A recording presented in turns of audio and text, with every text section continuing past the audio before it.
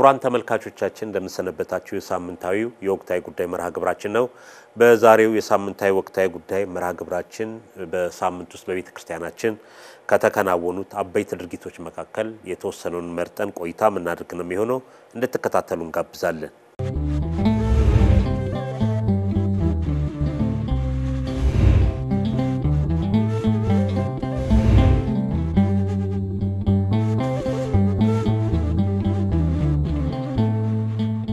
መጋይ ሚስጥር እንግዲህ የያዝነው የሰኔ ወር በትምህርት ዓለምም በስራ ዓለምም ብዙ ሊወራለት ሊነሳለት የሚገባ ነው። በገጠሪቷ ኢትዮጵያም ደግሞ የዘር ወቅት ነው። እንደገና የዝናቡም የክረምቱም መግቢያ ጊዜ ነውና በትምህርት ዓለምም ተማሪዎች ውጤታቸውን አመት ሙሉ የደከሙበት የሚሰበስቡበት ከዛም በተጓዳኝ ደግሞ በመንፈሳዊም ይሁን በዓለማዊ ተቋማትም የተማሪዎች የትምህርት የምረቃ ጊዜ የሚካሄድበት እንደገና ትምህርትም የሚያበቃበት ለቀጣይ አመትም ደግሞ የስራዎች ማጠቃለያ የሚቀርቡበት ወቅት ነው። ሰኔ ወር ብዙ ታሪካዊ እንደገና መጽሐፍ ቅዱሳዊ ሊነሱ የሚገባቸው ጉዳዮችም አሉና እስቲ ከሰኔ ወር ላይ በተለይ በዚህ በዛሬ በወቅታዊ ጉዳይ ላይ ለናነሳቸው ምንችላቸው በተለይ የወርሃ ሰኔ ትሩፋቶች ብለን አንስተን ምንማማርባቸው ጉዳዮች ወደዛ እናምራ። አመሰግናለሁ መምህር ጌታቸው። ሰኔ ወር እንደተባለው በጣም ብዙ በረከቶች ብዙ ትሩፋቶች ያሉበት ወር ነው። እንግዲህ በመዝገበ ቃላት ያው ያንዳንዱ ወራት ትርጉም አላቸው። በተለይ ሰኔን መዝገበ ቃላት ሲገልጸው ሰኔ አማረ ከሚለው ግስ የወጣ ነው። የሚያምር የተዋበ የበለጸገ ውብ ወር ተብሎ ነው እንግዲህ በግዕሱም ከግዕዝ የወጣ ስለሆነ ማለት ነው። አሁን እንደተጠቀሰው ይሄ ሰኔ ወር ብዙ ነገሮችን ያሳየናል፣ ብዙ ነገሮችን ያስተምረናል። እንደተባለው የበጋ ወር ማለቂያ የክረምት ወር መግቢያ ሰኔ ወር ነው። የበጀት መዝጊያ እንደዚሁም ደግሞ የበጀት መክፈቻም ሰኔ ወር ነው። የተማሪዎችም ውጤት የሚታይበት ይህ ወር ነው። እንደዚሁም ደግሞ ኋላ በስፋት የምንመጣበት ይሆናል። እቅድን በተመለከተ በአጠቃላይ እቅድ የሚጠናቀቅበት እንደዚሁም ደግሞ እቅድ የሚታቀድበትም ወቅት ነው። ትልቅ ወር ነው ይሄ ወር ማለት ነው። እንደዚሁም ደግሞ በቅድስት ቤተክርስቲያናችን በዓላቶች አሉ። አንድ 3 በዓላት የሰኔ ሚካኤል፣ የሰኔ ቅድስት ድንግል ማርያም እንደዚሁም ደግሞ ሰኔ ማጠናቀቂያ ወይም 30 ላይ ደግሞ መጥምቀ መለኮት ቅዱስ ዮሐንስን የምናስብበት የምንዘክርበት በበዓላትም ደረጃ እነዚህ በዓላት የሚገኙበት ነው። እንግዲህ አሁንም የሰኔን ወር በድጋሚ የምንዳስሰው ይሆናል። እንግዲህ ካንተ ሐሳብ ተጨማሪ ሰኔ ሲባል ሁሉንም ነገር ያማከለ ብዙ ነገሮችን የያዘ ጉዳይ ነው። ከዚህ ከመንግስት ከሚለው ከዚህ ከአረንጓዴ አሻራ ጋር ተያይዞም በአብዛኛው ስራዎች የሚሰሩት የሚጀምሩበት ሰኔ ወቅት ነው። የኢትዮጵያ ኦርቶዶክስ ተዋሕዶ ቤተክርስቲያንም በተለይ በጽዋት በደን ላይ ትልቅ ስራ ስትሰራ የቆየች በተለይ ሀገር በቀል የሆኑ ትላልቅ እጽዋትም የሚገኙበት የተለያየ ምሁራንም ከዚህ ቀደም ጥናት አጥንተው ውጤቶቻቸው በቤተክርስቲያን ውስጥ የቀረቡ ጥናቶች ብዙ አሉ የምናየውና እንግዲህ ሰኔ ስንል ከሰው ልጅ ህይወት ጋር የተያያዘ ጉዳይ ነው። ሰው ከልፋቱ ከድካሙ ከሚያገኘው ውጤት ጋር የተያያዙ ጉዳዮች ናቸው። ከዛ ጋር ተያይዞ በትምህርት ቤትም ሰኔ 30 እየተባለ በተማሪ ህይወትም ጋር የሚያያዙ ጉዳዮች አሉት።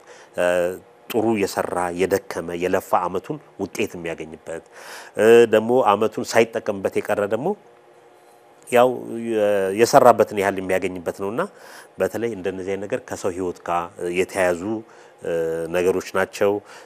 በተለይ ከዚህ ከአዝርት ከጽዋት ጋር የተያያዙ ጉዳዮች አሉትና ቤተክርስቲያንም እንግዲህ በዚህ በሰኔ ወር ከዚህ ከክረምቱ ጋር ተያይዞ የሰው ልጅ ህይወትም ራሱ አዛምዳ ቤተክርስቲያን አገልግሎትም በቅዳሴም በተለያዩ ነገሮችም ከዚህ ከውሃ መሙላት ጋር ከክረምቱ ጋር ተያይዞ ምንባባቱ የሚነበቡት ምንባባት የሚሰበከው ምስባክም ሌሎች በሙሉ ወቅትን ያማከሉ ናቸውና እንግዲህ ሰኔ ወር ብዙ ምናያቸው ነገሮች አሉ በተለይ እንዲ በወጣትነት የሰው የለፋበትን የደከመበትን የሚያገኝበት ነው ሰው ደግሞ መስራት የሚከፋውን አመቱን ሙሉ ሳይሰራ ቀልዶ አሹፎ እንደገና ደግሞ ጊዜውን በአግባቡ ካልተጠቀመበት ደግሞ የሚጎዳበትን ውጤቱን የሚታይበት ነውና ይሄ ወር በሰው ልጅ ህይወት ውስጥ በተለይ በዚህ ከትምህርት ዓለም ጋር የልፋቱን የድካሙን ውጤት የምናይበት ነው በአብዛኛው በመንፈሳዊ ተቋማቶች ውስጥም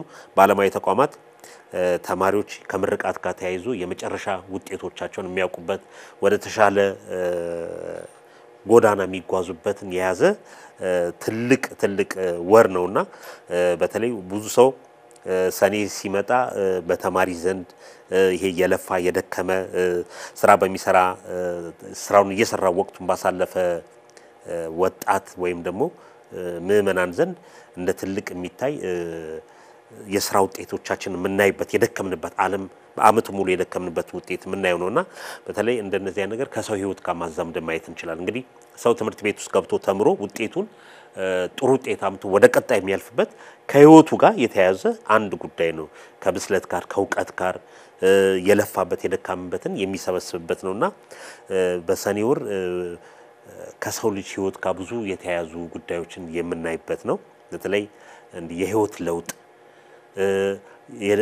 በትምህርት የደከመበትን ውጤት የሚያገኝበት ከዛ ጋር ተያይዞ ደግሞ በተለይ በገጠሪቱ ኢትዮጵያ አካባቢ የሥራ መጀመሪያ እንደውም አንድ ሰኔ ገደሉን የሚባል አንድ ተረት ነበር ምናልባት መጋቢ ሚኒስትር ያውቁት ከሆነና የሥራ ወቅታችን ፍሬዎቻችን ምናቀበት ነውና ትልቅ ወር ነው የሚል መልከታን ያለኝ ሰኔ ወር ላይ አመሰግናለሁ መምህር ጌታቸው እኔም ትንሽ ሊጨምር እንግዲህ የሰኔ ወር ትሩፋቶች በጣም ብዙ ናቸው ብለናል በርካታ ናቸው ሰኔ ወር የበረከት ወር ነው ሰኔ ወር ኪሳራም የሚመዘገብበት ሰኔ ወር ትርፍም የሚታይበት ወር ነው እንደተባለው ዋጋ የሚከፈልበት ነውና ሰኔ ወር ትልቅ ትምህርት የምንወስድበት ነው ባንድ ወቅት አዲስ ዘመን ጋዜጣ ስለዚሁ ስለ ሰኔ ወር አንድ የጻፈው ነበርና የተወሰኑትን ለትምህርት ይሰጣሉ ያልኳቸውን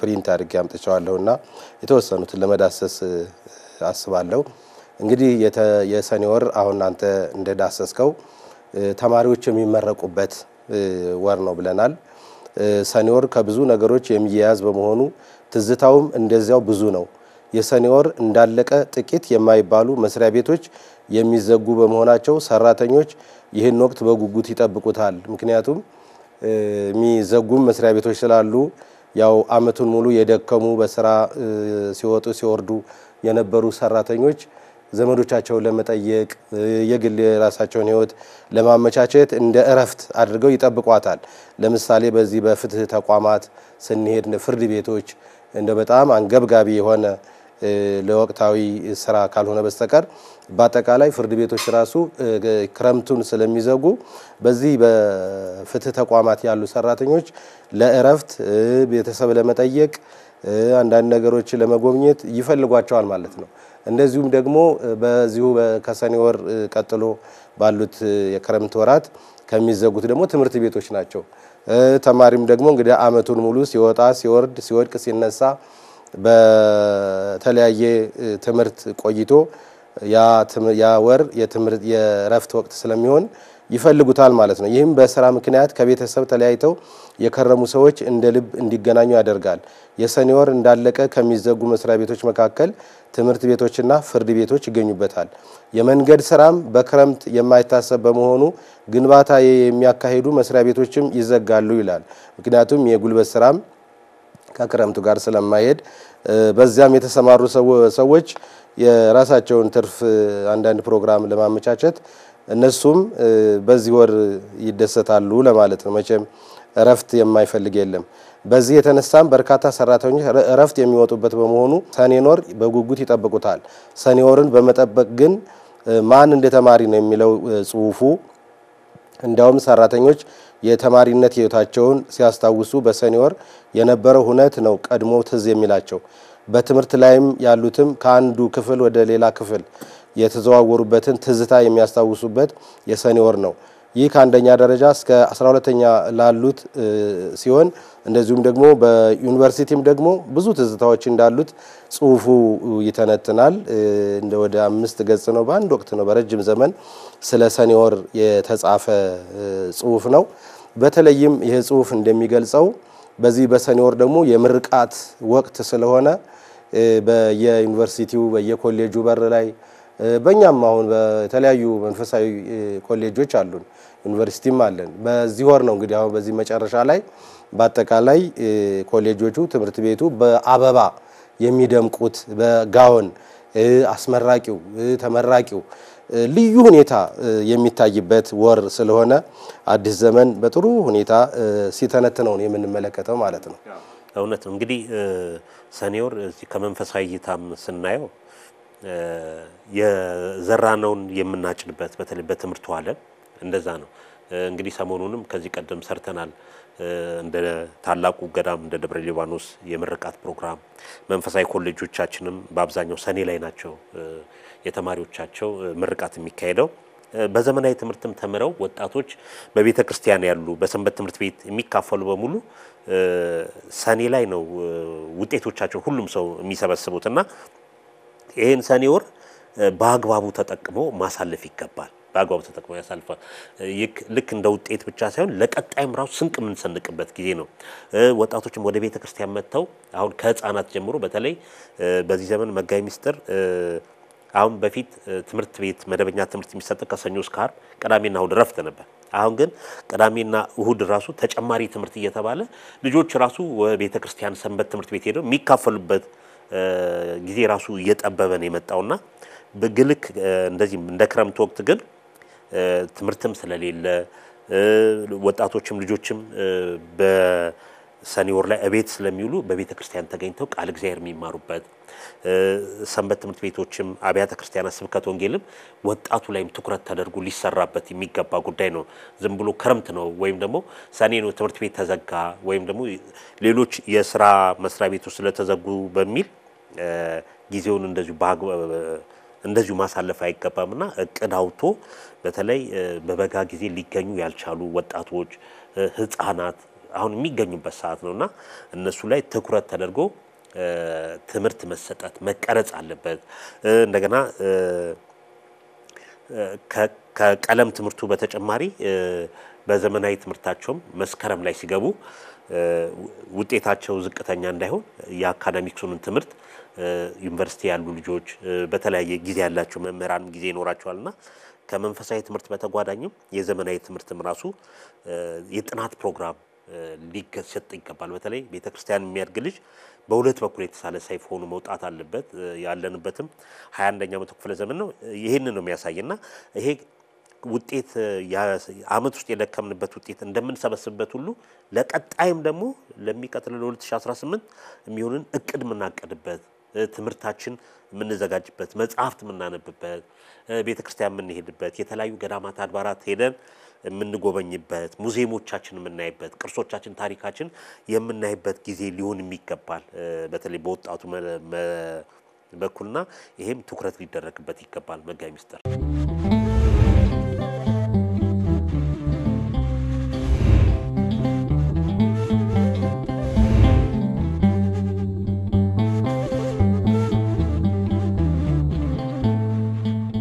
እውነት ነው መምህር። ትንሽ ሊጨምርና ወደ ቀጣዩ እንሄዳለን።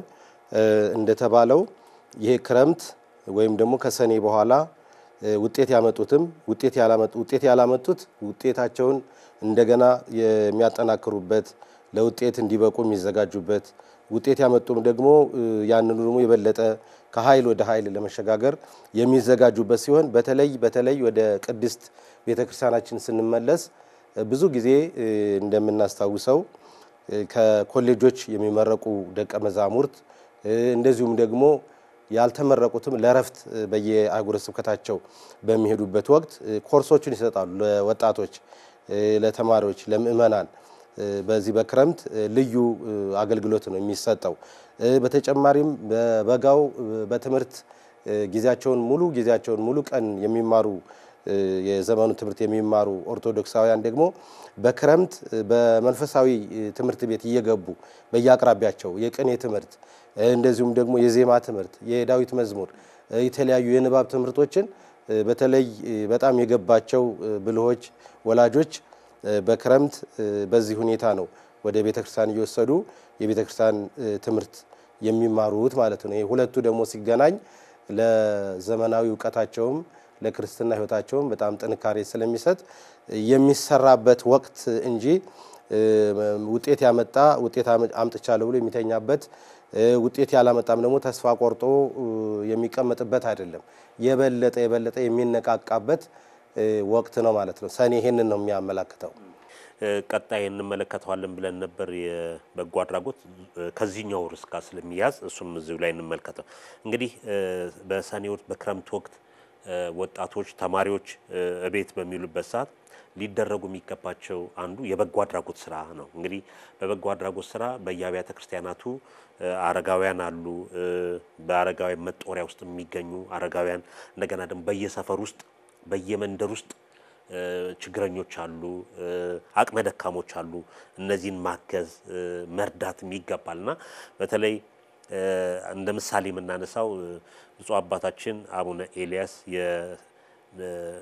የኖርዲክና የግሪክ ሀገረ ስብከት ሊቀ ጳጳስ ልክ እንደሚያደርጉት ማለት ነው። በተለይ በውጭም በሀገር ውስጥ ያሉ ሰዎች አሰባስበው ከዛ ከሚገኘው ብር ገዳማት አድባራትን እየረዱ ነው። አሁን ሰሞኑን ባሳለፍነው ጊዜ ጌርጌሴኖን ታካ ነገስት ባታ ለማርያም ገዳም የአብነት ትምህርት ቤቱን የዝዋይ ሐመረ ብርሃን ቅዱስ ገብርኤል ገዳምን እዛም ለደቀ መዛሙርቱ ለቀለም መግዣ እንዲህ ሚሆን አስተዋጽኦ ያደረጉ ነው ብፁዕ አባታችንና ልክ ሌሎችም አሁን ወጣቶች ምእመናንም በያጥቢያችን በተለይ የክረምትን ይሄ የትርፍ ጊዜያችን መንፈሳዊ ትምህርት ከመማር ለሚቀጥለው ዓመት ዝግጅት ከማድረግ በተጓዳኝም በየአካባቢያችን ልናያቸው የሚገቡ ልንረዳቸው ልናግዛቸው የሚገቡ በርካታ ምእመናን አሉ። በርካታ አቅም ያነሳቸው አረጋውያን አሉ። በየጸበል ቦታ ይወደቁ አሉ። በተለያየ ቦታ የምናያቸዋለን። እንደውም አሁን መንገድ ላይ ራሱ ጎዳና ላይ የወጡ እናቶች አባቶች የምናይበት ሁኔታ አለ። ምናልባት ከእለት ጉርስ በማጣት ከመጠለያም ከተለያየ ችግር አንጻር ሊሆን ይችላል እና በተለይ ወጣቶች ትኩረት አድርገን እዚህ ላይ መስራት አለብን። አሁን መንግስትም እኮ ብዙ ጊዜ በእንደዚህ በትርፍ ሰዓት የዶችን ቤት መስራት በክፍለ ሀገር ውስጥ ወጣቶች የተለያየ ስራ እንዲሰሩ አቅሎ ተግብሮ በመስራት ላይ ናቸው። እንደ ቤተ ክርስቲያንም ማድረግ የሚገባን በየአጥቢያ ሰንበት ትምህርት ቤት የበጎ አድራጎት ክፍል አለ። ቃለ ዓዋዲውም ላይ የሚያዛቸው ነገሮች አሉ። በተለይ ትኩረት ተደርጎ እነዚህ አረጋውያን እናቶች አባቶቻችንን ትውልዱን የሚመርቁት ቤተ ክርስቲያን ደጅ ላይ ወድቀው ያሉት ምናልባት ልብሳቸውን ማጽዳት ማጠብ ሊሆን ይችላል። በየሰፈሩ ደግሞ እንደዚሁ የደካከሙ እናቶች አባቶቻችን አሉና እነሱ ላይ ትኩረት ተደርጎ በየሰንበት ትምህርት ቤትም ከሰንበት ትምህርት ቤት ውጭም ያሉ ወጣቶችም አያደርጉም እየሰሩ አይደለም ማለት አይደለም፣ ግን ይሄኛውን ጊዜ ልንጠቀምበት ይገባል። እግዚአብሔር እንደዚህም በመስራታችን ዋጋ ይሰጠናል። እነዚህ ተስፋተው በቃ በችግር ምክንያት ተጎሳቅሎ በየቤቱ ያሉ እናቶች አባቶች ላይም ትኩረት ተደርጎ ሊሰራ ይገባልና ይሄ ክረምት ከመንፈሳዊ ትምህርት በተቋዳኝ የበጎ አድራጎት ስራ የምንሰራበትም ጊዜ ነውና ይሄንን በዚህ መጠቀም ያለብን ይመስላል። መጋይ ምስል እውነት ነው። መምህር ጌታቸው እንደተባለው እንግዲህ ያው ክረምት ሲታሰብ ክረምት በነገራችን ላይ እንደ ምጽአት የሚታሰብ ከባድ ወቅት ነው። ምክንያቱም ክረምት የዝናብ ወቅት ነው፣ የነጎድጓድ ወቅት ነው፣ የጎርፍ ወቅት ነው። ከዛም ያለፈ ብዙ ችግሮች የሚከሰቱበት እንደውም ቅዱስ መጽሐፍ ሽሽታችሁ በክረምት አይሁን ይላል። ምክንያቱም በክረምት ስደት ራሱ እጅግ በጣም አስከፊ ነው የሚሆነው። ብዙ መከራዎች አሉና ደካሞች ደግሞ በክረምት ወጥተው እንኳን በቤተክርስቲያን በር ላይ ሆነው በመንገድ ላይ ሆነው እንዳይለምኑ እርዳታ እንዳይጠይቁ የሚያግድ የወቅት ነው ክረምት እና ስለዚህ በክረምት ብዙ የትሩፋት ስራዎች የበጎ አድራጎት ስራዎች የሚሰሩበት ድሆች የሚጎበኙበት ቤታቸው በጎርፍ እንዳይወድቅ የሚታገዙበት ወቅት ነው ክረምት። እንግዲህ ይሄ ሰኔ ወር ከሚያስተምራቸው ነገሮች አንዱ ይሄ ነው። እንደዚሁም ደግሞ የአረንጓዴ አሻራ እየተባለ የሚጠራውም የዚህ ዛፍ መትከል እንግዲህ የዛፍ መትከልም የቅድስት ቤተክርስቲያናችን ተቀዳሚ ስራዋ አርአያና ምሳሌ ሆና ለደኖች ትምህርት የሰጠች ወይም ደግሞ የሀገራችንን አፈር በጎርፍ ውሃና አፈር ባንድ ላይ ወደ በረሃ ወይም ወደ ሌላ ሀገር እንዳይሄዱ ያደረገች ቅድስት ቤተክርስቲያን ናትና ይሄ ሁሉ የሚታሰብበት ነው። አሁን ደግሞ የተነሳው የበለጠ የበጎ አድራጎት ስራ የተጠቀሱት አሁን እንደ ምሳሌ እንደ ሞዴል ሆነ የተጠቀሱት ብፁዕ አቡነ ኤልያስ ናቸው። እንግዲህ ብፁዕ አቡነ ኤልያስ እንደምናያቸው ትልቅ የእድሜ ባለጸጋ አንጋፋ አረጋዊ ሊቀ ጳጳስ ናቸው። በመላው ዓለም እየተዘዋወሩ ለቅድስት ቤተክርስቲያናችን ብዙ ስራ እየሰሩ አባት ናቸው። እንግዲህ በዚህ እድሜያቸው እንደምንመለከታቸው በመውጣት በመውረድ በመሮጥ ከውጭ ዓለም ልጆቻቸውን እያስተባበሩ በሀገራችን ችግሮች ከተከሰቱ ጀምሮ እርዳታ ሲያደርጉ ነው የቆዩት። በተለይ በዚህ በሰሜኑ ሀገራችን በተለያየ ጊዜ ለስብሰባ ሲመጡ እርዳታ ጭነው ነው የሚመጡትና ሲረዱ ቆይተዋል። አሁን ደግሞ በዚሁ ቀረብ ባሉት አካባቢዎች ራቅ ብሎ ለመሄድ የጸጥታው ሁኔታ ስለሚያስቸግር አሁን በተጠቀሱት በባዓታ ታላቋ ታዕካ ነገሥት ባዓታ ለማርያም ገዳም እርዳታ እንደዚሁም ደግሞ ጌርጌሴኖን በመባል የሚታወቀው በሽተኞችን አረጋውያንን የሚረዳውን ያንን ደግሞ ደግፈዋል። አሁን የብፁዕነታቸው ድጋፍ ገንዘቡ ብቻ አይደለም፣ አባታዊ ምክሩ በአባትነታቸው የሚሰጡት የሞራል ተነሳሽነት በቀላሉ የሚታይ አይደለም። እንደዚሁም ደግሞ ዘዋይ ታላቁ ገዳም ሄደው በዛም አሻራቸውን አስቀምጠዋል። ስለዚህ ብፁዕ አባታችን እንግዲህ አርአያና ምሳሌ እየሆኑ ስለሆነ ይሄ በጣም ሊጠናከር ሊበረታታ የሚገባው ሁኔታ ነው ብዬ ነው የማስበው። እንደማጠቃለያ እዚህኛው ላይ ምንድነው እንግዲህ ወላጆችም ቤተሰቦችም እዚህ ላይ ትኩረት ማድረግ ይገባል፣ ትውልዱ ላይ ማለት ነው። አሁን ከዚህ ከመስከረም ወር ጀምሮ ትምህርት በሚጀመርበት ሰዓት ቀኑ ሙሉ የሚማሩ ልጆች አሉ። ማታ ገብተው ቤት የሚቀመሰውን ቀምሰው እንደገና የቀጣዩ የቤት ስራ መስራትና በማግስቱም ትምህርት ቤት አይነት ሁኔታዎች ናቸው ያሉትና አሁን ግን በትርፍ ሰዓታቸው ቤት ውስጥ መቀመጥ ብቻ አይደለም፣ ቤተክርስቲያን እንዲሄዱ ልጆቻቸው ሙዚየም እንዲጎበኙ ብዙ ጊዜ እኛ ሀገር ውስጥ ያሉትን ሙዚየም እንኳን የሚጎበኙት የውጭ ሰዎች ናቸው። እንደዚህ ታሪካዊ ቦታዎቻችን ቅርሶቻችን ቤተክርስቲያን ማናት ምንድናት የሚለው ወላጆችም ከልጆቻቸው ጋር ይሄዱ መጎብኘት ይገባል። አዲስ አበባ ውስጥ ራሱ ብዙ የሚታዩ ቦታዎች አሉ፣ ብዙ ታሪካዊ ቦታዎች አሉ፣ በየአብያተ ክርስቲያናቱ ሙዚየሞች አሉ፣ ቅርሶች አሉ። ያንን እንዲያውቁ ትኩረት ማድረግ ነው። ከዛ በተጨማሪ መጋቢ ምስጢር የጠቀሱት ይሄ አረጋውያን መርዳት ይሄ አረንጓዴ አሻራ ትኩረት ተደርጎባቸው ሊሰሩ የሚገቡ ነውና እንግዲህ ይህንን ወር ዝም ብሎ ሰኔ ሲባል የረፍት ጊዜ ነው ብሎ በረፍት ጊዜ ብቻ ማሳለፍ አይደለምና ለሚቀጥለው ጊዜ ስንቅ የሚሰንቁበት ከዛ ውጭ በመንፈሳዊ ሕይወታቸው ደግሞ እግዚአብሔር በረከት እንዲሰጣቸው ስራ እንዲሰሩ ማድረግ ከሁሉም ከሰንበት ትምህርት ቤትም ከወላጆችም ከሁሉም የሚጠበቅ ነውና ትኩረት እንዲደረግበት ለማለት ነው።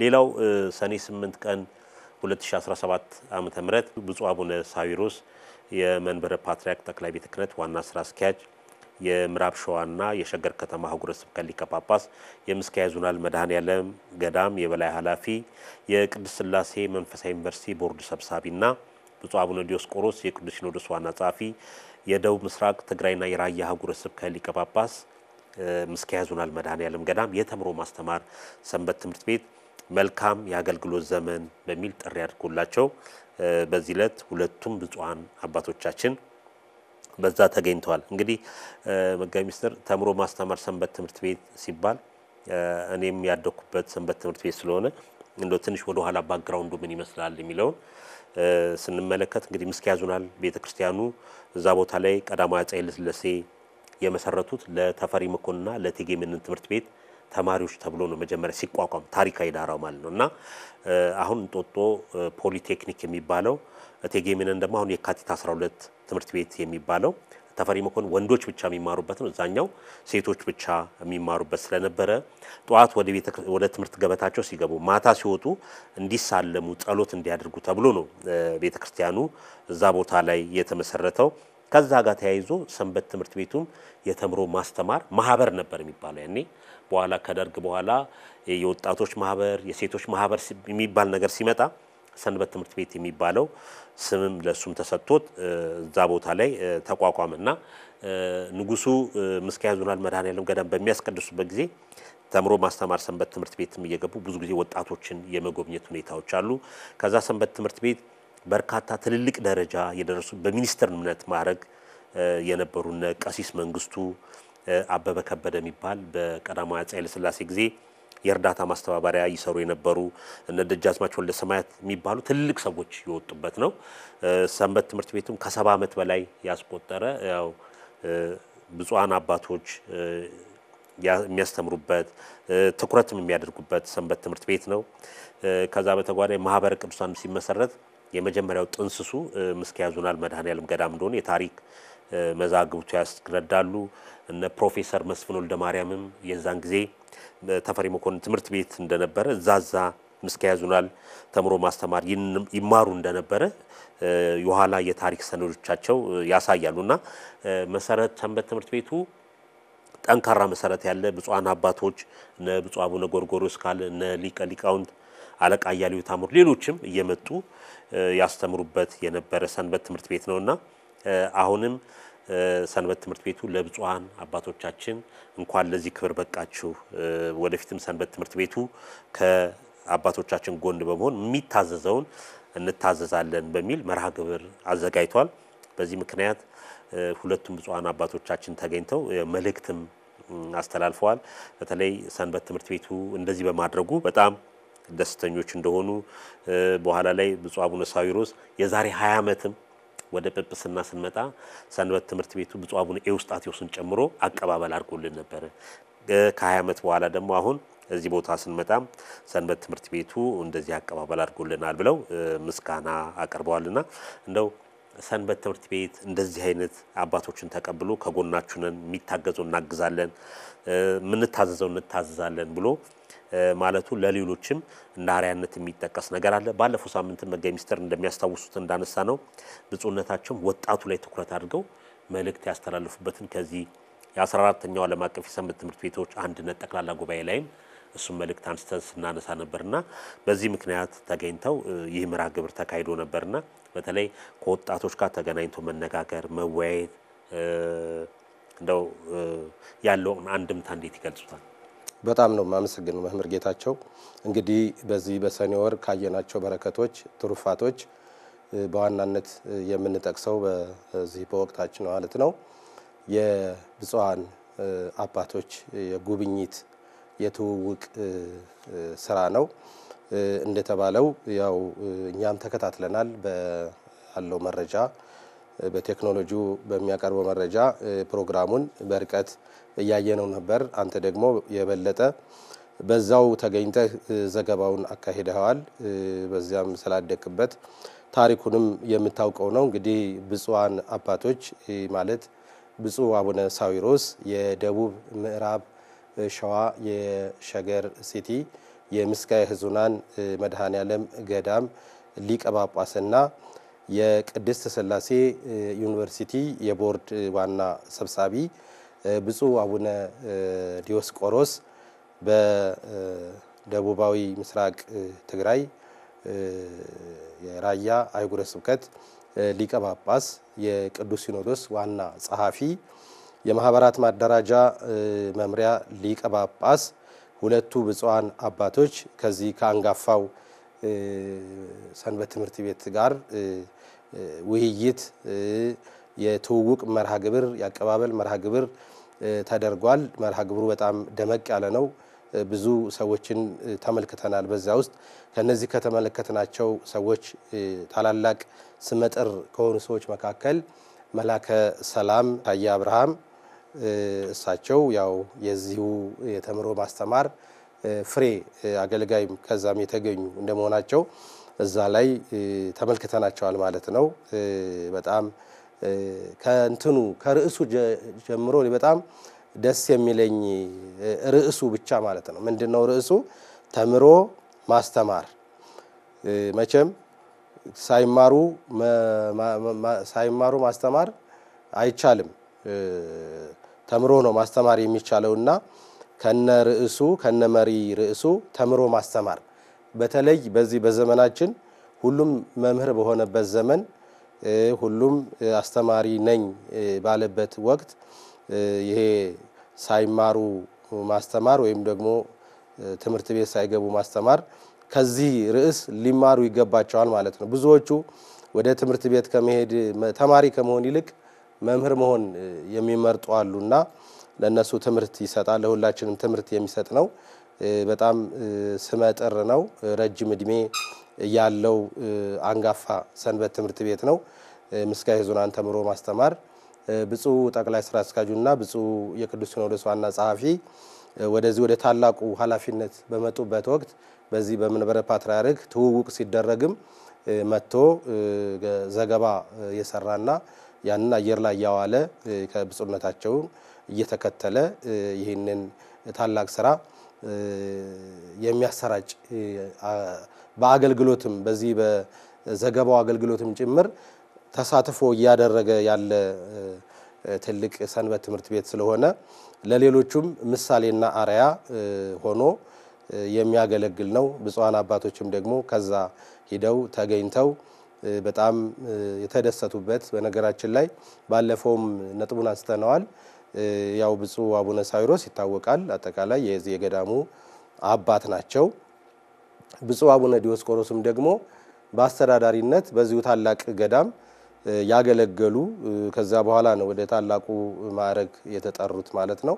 እና የበለጠ ስለሚያውቁት የተለየ ትዝታ ልክ አሁን ሰኔ ወር እንዳልነው ሰኔ ወር የትዝታ ወር ናት እንዳልነው ለነሱም ደግሞ የትዝታ ገዳም ስለሆነ በዚህ ሁኔታ የነበረው ፕሮግራም በጣም አስተማሪነት ያለው ነው። እንግዲህ በድርጅታችንም በቴሌቪዥን ድርጅታችን ማለት ነው በዜናም እንደዚሁም ደግሞ በተለያዩ ፕሮግራሞች የሚተላለፍ ይሆናል ሙሉ ዝግጅቱ። ስለዚህ በጣም ደስ የሚል የሰኔ ወር ከሰኔ ወር ከምናገኛቸው በረከቶች አንዱ ይሄ ነው ብለን መናገር እንችላለን። እዛ ቦታ ላይ ሁለቱም ብፁዓን አባቶቻችን ባስተላለፏቸው መልእክቶች ላይ ብፁዕ አቡነ ዲዮስቆሮስ ብፁዕ አቡነ ሳዊሮስና ብፁዕ አቡነ ኤዎስጣቴዎስ እዛው ምስካየ ኅዙናን መድኃኔዓለም አብረው ነው ወደ ታላቅ ጥሪ የተጠሩት። ብፁዕ አቡነ ዲዮስቆሮስ ያኔ የምስካየ ኅዙናን መድኃኔዓለም ገዳም አስተዳዳሪ ነበሩ። ሁለቱ በቅዳሴ አገልግሎት የሚያገለግሉ ነበሩና እሳቸው ይህንን ጠቅሰናል። ከዛን ጊዜ ጀምሮ ነው ግንኙነታችን አብረን ማገልገል የጀመርነውና በተለይ ብፁዕ አቡነ ዲዮስቆሮስ በምስካየ ኅዙናን መድኃኔዓለም ገዳም ትልቅ አሻራ አላቸው። ይሄ የገዳማውያኑ የካህናቱን ፎቅ ቤት እንዲሰራ ያደረጉ ከዛ በተጨማሪ ፊት ለፊት የሚገኘውንም የህንጻንም መሰረቱ ተጥሎ ስራ እንዲሰራ ብዙ ጥረት ያደረጉ አባት ናቸው። ይህም በሙሉ ብፁዕ አባታችን አቡነ ሳዊሮስ አንስተውት ነበርና በተለይ እንግዲህ ወደ እዚህ ጠቅላይ መንበረ ፓትርያርክ ጠቅላይ ቤተ ክህነትም ስንመጣ የዛሬ 6 ዓመት አካባቢ ብፁዕ አቡነ ሳዊሮስ የቅዱስ ሲኖዶስ ዋና ጸሐፊ ነበሩ። ብፁዕ አቡነ ዲዮስቆሮስም የመንበረ ፓትርያርክ ጠቅላይ ቤተ ክህነት ዋና ስራ አስኪያጅ ነበሩ። እንግዲህ ከ6 ዓመት በኋላ ደግሞ ብፁዕ አቡነ ሳዊሮስ የመንበረ ፓትርያርክ ጠቅላይ ቤተ ክህነት ዋና ስራ አስኪያጅ ሲሆኑ ብፁዕ አቡነ ዲዮስቆሮስ ደግሞ የቅዱስ ሲኖዶስ ዋና ጸሐፊ ሆኖ እንደዚህ ግን እንትናችን የታሪክ ትስስሩ ራሱ ከምስካየ ኅዙናን ጀምሮ እስከዚህ አብረን እየሰራን 20 ዓመት በሙሉ አብረን እየሰራን እያገለገልን የመጣ ነው። ይሄ ታላቅ ምስጢር አለው ያሉ ብፁዕ አባታችን አቡነ ሳዊሮስ መልእክት አስተላልፈዋል። በዛ ላይ የገዳሙ ማህበረሰብ ጥሪ የተደረገላቸው እንግዶች በሰንበት ትምህርት ቤቱ ቀደምት የነበሩ እነዚህ ነባር አባላት የሚባሉ በሙሉ ተገኝተዋል። በመጨረሻም ሰንበት ትምህርት ቤቱ የተለያዩ ክፍሎችን ጉብኝት አድርገው ህፃናቱ የሚማሩበት ቦታ ሄደው በተለይ ሁለቱም ብፁዓን አባቶች ለህፃናቱም መልእክት አስተላልፈው ያስተላለፉበት መርሃ ግብር ነበር። እንግዲህ ሰንበት ትምህርት ቤት ወጣቶች እንደገና ደግሞ የእውቀት ማዕከል የሆነ ቦታ ነው። እንደዚህ አይነት ቦታ ላይ እንደዚህ ከአባቶች ጋር ተገናኝቶ ሐሳብ መቀየሩ የአባቶችን ምክር ትምህርት ተቀብሎ በስራ ላይ ለመተርጎም ለሌሎችም አሪያ ሊሆን ይገባልና ይህ ሁኔታ እንግዲህ ባለፈው ሳምንት ካነሳነው ሁኔታ ጋር የተዛመደ ስለሆነ ሊጠናከር ይገባል። ሌሎችም ሰንበት ትምህርት ቤቶች አባቶችን በእንደዚህ አይነት ፕሮግራም ሰንበት ትምህርት ቤቶቻችን ጎብኙልን እዩልን ባርኩን ብሎ ማለት ተገቢ ነውና እንግዲህ ምስኪያዙና የተመለከትነው ባሪያነት የሚጠቀስ ስራ ነው ማለት ነው።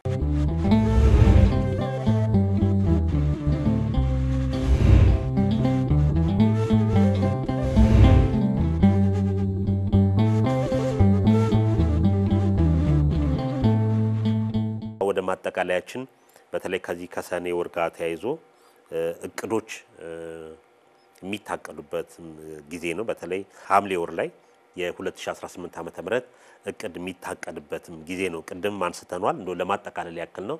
በተለይ ከእቅድ ጋር አንዳንድ ነጥቦችን እናንሳ። እንግዲህ የሰው ልጅ ህይወቱን መምራት ያለበት በእቅድ ነው። ወደ ኋላ ሄደን ቅዱሳት መጻሕፍትን ብናያቸው እያንዳንዱ ነገር እግዚአብሔር አምላክ ሲሰራ በእቅድ ነው። ዝም ብሎ የሚሰሩ ስራዎች አይደሉም። እና ክርስቲያኖችም በህይወታችን በአገልግሎታችን በእያንዳንዱ ጉዟችን በእቅድ የተመራ ስራ በእቅድ የተመራ ህይወት ካለን ነው ውጤታማ ሆነን ያሰብንበት ቦታ ለንደርስ የምንችለውና እንደማጠቃለል እንደምናነሳቸው ነጥቦች ናቸው። እዚህ ላይ የሚያክሉት ካለ መጋይ ሚስተር አመሰግናለሁ መምህር ጌታቸው። እንግዲህ እንደተባለው እቅድ ትልቅ ነገር ነው። የእቅድ ጀማሪው ደግሞ የእቅድ አስተማሪው ራሱ ፈጣሪያችን እግዚአብሔር መሆኑን አሁን አሳይተዋል። ይህችን ዓለም ከዓለመኖር ወደ መኖር ያመጣትም በእቅድ ነው። ይህ ዓለም የተፈጠረው በእቅድ ነው የተፈጠረው።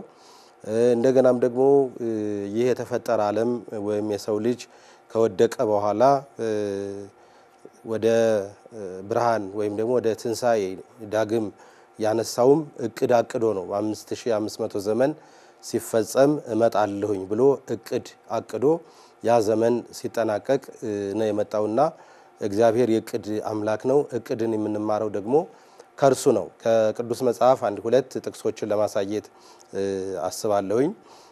አንዱ በዚህ በትንቢተ ኤርምያስ ምዕራፍ 29 ቁጥር 11 ላይ እኔ ለእናንተ የማስባትን የሐሳብ እኔ አውቃለሁ ይላል። ለእናንተ የማስበውን እኔ አውቃለሁኝ ይልና ወረድ ብሎ ይህም ደግሞ ለእናንተ የሰላም ሐሳብ ነው ይላል። እና እግዚአብሔር አምላካችን እንግዲህ ያው እቅድ ማለት ሐሳብ አይደል ምኞት ማለት እኮ ነው። በቃ ይሄን እናደርጋለን ይሄን እንሰራለን ብሎ መመኘት ነው እቅድ። እና እግዚአብሔር አምላክ ለኛ መልካም የሰላም እቅድ እንዲያቀደልን በዚህ በነብዩ ተጽፏል ማለት ነው። በሐዲስ ኪዳን ስንመጣም ደግሞ ቅዱስ ያዕቆብ በምዕራፍ 4 ቁጥር 15 ላይ ብንኖር ጌታ ቢፈቅድ ብንኖር ይህንን ወይም ያንን እናደርጋለን በሉ ነው የሚለው። እንግዲህ ያው መቼም ሰው እቅድ የሚያቅደው እኖራለሁ ብሎ ነው። ስለዚህ ብንኖር ጌታ ቢፈቅድ ይህንን ወይም ያንን እናደርጋለን በሉ እና ያለ እቅድ መመራት ያለ እቅድ መስራት አሁንም ውጤታማ አያደርግም። ድካም ብቻ ነው የሚሆነው። በእቅድ የተመራ ስራ ግን ውጤቱም በየጊዜው እየጨመረ ስለሚሄድ የእቅድን አስፈላጊነት ቅዱስ መጽሐፍ ነው የተናገረውና እቅድ እጅግ በጣም ጠቃሚ ነው። እንግዲህ አሁንም ካንተ በኋላ ትንሽ ስለ እቅድ ጨመር ማድረጋቸው ነጥቦች ይኖሩኛል። እንግዲህ ቅድም የሰኔ ወር ትሩፋቶች ስንል ውጤት መሰብሰቢያ ብቻ ሳይሆን እቅድም የምናቀድበት በአመት ውስጥ ካቀድነው እቅድ ምን ያህል አሳክተናል የትኞቹን እቅዶቻችን ተግባራዊ አድርገናል። እንግዲህ እንደ ክርስትና ህይወት ስናየው ሰው ንስሐ መግባት አለበት። ቤተክርስቲያን ሄዶ መማር ቃል እግዚአብሔር መማር ገዳማት አድባራት መሄድ ብቻ አይደለም። ሰው ክርስቲያን ህይወቱ በእቅድ የተመራ ህይወት መሆን አለበትና እንግዲህ እቅዱ ምንድነው? ንስሐ ገብቶ ስጋው ደሙን ተቀብሎ የእግዚአብሔር መንግስት መውረስ ነው። ስለዚህ ስንቶቻችንን እቅዶቻችንን እንግዲህ ሰኔ ላይ ምን ሰበስባቸው ያመቱን ልፋታችን ውጤቱ እንደምናየው ሙሉ ለቀጣይም ራሱ እቅድ መሰረት የምንጥልበት ወቅት ነውና በ2017 ዓመተ ምህረት እቅዶቻችን ምን ይመስላሉ? ማንኛውም የመንግስት ተቋም በእቅድ ነው የሚመራው።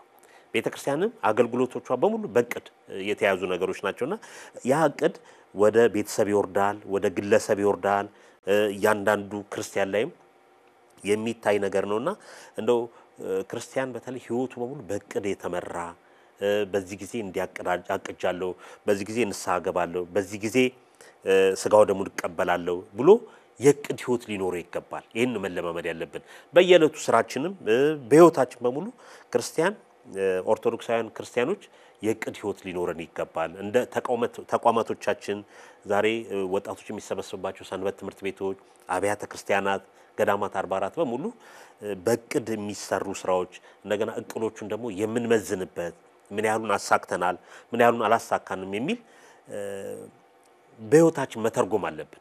ዝም ብሎ ሰው ክርስቲያን መኖር ብቻ አይደለም ኑሮ ህይወቱ ከእቅድ ጋር የተያያዘ መሆን አለበትና በተለይ ቅዱሳት መጻሕፍት የሚያስተምሩን አባቶቻችን የሚያስተምሩን የተጻፉ ጽሁፎች በሙሉ የሚያስተምሩን ሰው ዝም ብሎ መኖር ብቻ አይደለም በህይወቱ እቅድ ማቀድ አለበት እቅዱን መገምገም አለበት በቀጣይ አመት ደግሞ አሁን ያልሰራቸውን በቀጣይ የሚሰራቸውን ነገሮች በጽሁፍ ማስፈር እነዛን መከታተል ይገባልና የክርስትና ህይወት የእቅድ ህይወት ነው ዝም ብሎ የሚኖርበት አይደለምና እንግዲህ የሰኔ ወር ትሩፋት ስንል በአመት ውስጥ የሰበሰብናቸውን ጥሩም ሆነ መልካም የምናይበት ጊዜ ኮን መልካም ይሁን ወይም ደግሞ ክፍተቶች ያሉበት ህይወት ምን መዝንበት ከእቅዶቻችን ጋር በማስተያየት ነውና እቅድ ከውጤት ጋር የሚናበብ ነገር ስለሆነ በተለይ ሁላችንም በያለንበት በየተሰማራንበት ህይወታችን አገልግሎታችን ስራዎቻችን ከእቅድ ጋር የተያዙ መሆን አለበትና እቅድ ደግሞ ውጤት ያመጣል ሰዎችን የተለያዩ ነገሮች እንዲመለከቱ ያደርጋል ያሳድጋል በቀጣይ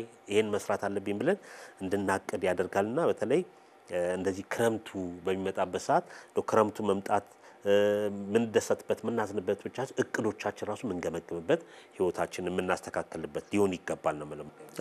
እውነት ነው መምህር ጌታቸው እንግዲህ ስለ እቅድ ያው ብዙ እየተነገረ ነው ያው እቅድ ትልቅ ነገር መሆኑን አቅደን መስራት እንደሚገባን ነው እንግዲህ ነገሮች የሚያመላክቱትና አንዳንድ የእቅድ መጻሕፍቶች አሉና እነሱ ስመለከት 1 2 3 መስመር እንደ በጣም ተመቸኝን ይዤው መጥቻለሁ። ምንድነው ግዚ በሌላ አባባል እቅድ ማለት አንድን የልማት ስራ በተወሰነ ጊዜ ለማከናወን በቅድሚያ የሚዘጋጅ የመነሻ ነጥብን የማስፈጸሚያ ስልቱንና የመድረሻ ውጤቱን የሚያመላክት የተወሰነ ዓላማን ለማሳካት የሚያስፈልግ ሀብትን የምንወስንበትና የተግባራትን ቅደም ተከተል የምናስቀምጥበት የተቀናጀ ስልት ነው ይላል። የተወሰነ ዓላማን በተወሰነ የሀብትና የጊዜ ማዕቀፍ ለማሳካትና ከግብ ለማድረስ በሚያስችሉ የውስን ሀብት አጠቃቀም አማራጮች መወሰን ወይም ምርጫ ማድረግ ቀጣይነት ያለው ሂደት ነው ይላል። ምክንያቱም ያው እቅድ የራሱ የሆነ ስልት አለው። ያው እቅድ ሲባል ብዙ ጊዜ ያው የሌለ ገንዘብ ነው የምናቅደው ነገር ግን ያንን ገቢ ያን የልማት ስራ በዚህ ተሰርቶ በዚህ የን ያህል ገቢ ይገኛል ተብሎ ከወጪው ጋር የሚነጻጸር ነገር ነው። አንዳንድ ጊዜ ያለ እቅድ ስንሰራ ምን ችግር ያጋጥመናል ገቢያችን ዝቅ ወጫችን ከፍ ይላል ይሄ ደግሞ በጣም ትልቅ የሆነ ማህበራዊ ቀውስ ነው እና አቅዶ መስራት ተገቢ ነው። ቅድስት ቤተክርስቲያናችንም የእቅድ ተጠቃሚ ናት በእቅድ የምትመራ ቤተክርስቲያን ናት። የኢትዮጵያ ኦርቶዶክሳዊት ቤተክርስቲያን ባለፈው ግንቦት ርክበ ካህናት እንደተከታተልነው ከተወሰኑ ውሳኔ ካገኙ ታላላቅ ጉዳዮች አንዱ እቅድ ነው የበጀት ማጽደቅ ነው። አሁን ያ የጸደቀ በጀት በዚህ ተሰርቶ ይሄን ያህል ገቢ ይኖረናል ይሄን ያህል ወጪ ይኖረናል ይሄን ያህል ደግሞ እናተርፋለን በሚል የተቀመረ ስልት ነው። በዚህ መሰረት ቅድስት ቤተክርስቲያናችን በእቅድ እየሰራች ነው። በእቅድ በመስራቷም ያው ውጤታማ እየሆነች እያደገች በልማት ከፍ ያለች የምንመለከትበት ወቅት ስለሆነ እቅድ በጣም አስፈላጊ ነው ለሁሉም ነገር መንግስተ ሰማያትንም ለመውረስ እንደው በድንገት ወይም ተንደርድሮ የሚገባባት አይደለችም። መንግስተ ሰማያትንም በእቅድ ነው የምንወርሳትና ሁሉ ነገር በእቅድ የዕለት ስራችን ራሱ የዕለት ውሏችን በእቅድ ቢመራ ኑሯችን አይቃወስም ማለት ነው። ከጧት ጀምሮ እስከ ማታ ድረስ ይሄንን እሰራለሁ ይሄን አወጣለሁ ይሄን አስገባለሁኝ የሚለው ነገር ህይወታችን በእቅድ ላይ የተመሰረተ እንዲሆን ነው የሚያስተምረን ማለት ነው። አዎ ይሄው ነው እንግዲህ እቅድ ስንል መጋቢ ሚኒስትር ሰፋ አድርገው ገልጸውታል። በክርስትና ህይወት ትልቁ ነገር ክርስቲያኖች ህይወታቸው መምራት ያለባቸው በእቅድ ነው። ቤተክርስቲያን ናት ስለ እቅድ ያስተማረችው። ያንን ደግሞ በህይወታችን መተርጎም አለብን። በተሰማራንበት የሥራ ዘርፍ በሰንበት ትምህርት ቤት በአብያተ ክርስቲያናት በተለያየ ቦታ በሰበካ ጉባኤ በመናገለግልበት ቦታ በሙሉ ስራዎቻችን እቅድን መሰረት ያደርጉ መሆን አለባቸው። እነዛ እቅዶች ደግሞ በተወሰነ ጊዜ እየታዩ እየተገመገሙ ጠንካራው እንዲጠናከር ክፍተት ያለባቸው ደግሞ ክፍተቱን በማሟላት የተሻለ ስራ መስራት ይገባልና በተለይ የያዝነው የዚህ 21ኛው መቶ ክፍለ ዘመን የመረጃ ዘመን ማንኛውም ነገር በእቅድ ካልተሰራ በስተቀር ውጤታማ መሆን አይቻልምና ሁሉም ሰው በየተሰማራበት በተዋረድ እያንዳንዱ ኦርቶዶክሳውያን ህይወቱን በእቅድ መምራት አለበት የሚለው የዛሬው መልእክታችን። ክቡራን ተመልካቾቻችን የዛሬው የወቅታዊ ጉዳይ መርሃ ግብራችን የተከታተላችሁትን ይመስል ነበር።